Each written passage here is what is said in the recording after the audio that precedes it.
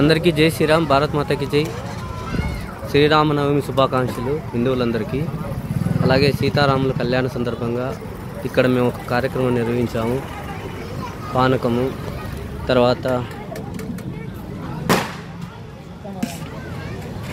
పెరుగన్నము, చిత్రాన్నము ఇక్కడున్న సభ్యులందరూ కలిసికట్టుగా చేసుకొని ఒక కార్యక్రమాన్ని నిర్ణయించాము.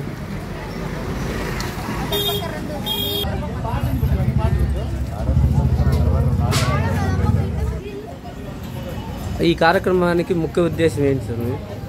జై శ్రీరామ్. ముఖ్య ఉద్దేశం ఏంటంటే మేము ఒక 7 ఏళ్ళ కింద నుంచి ఇక్కడ చిన్నగా స్టార్ట్ చేయడం జరిగింది.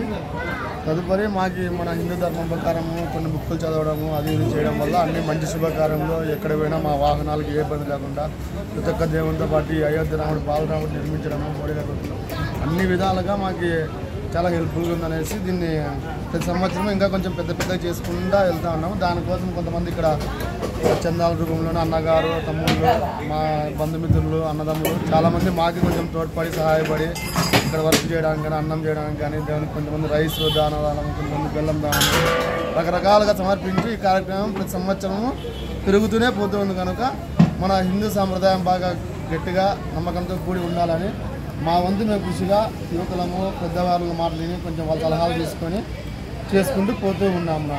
జై శ్రీరామ్, జై శ్రీరామ్, జై శ్రీరామ్, జై శ్రీరామ్, జై శ్రీరామ్, జై శ్రీరామ్, జై శ్రీరామ్.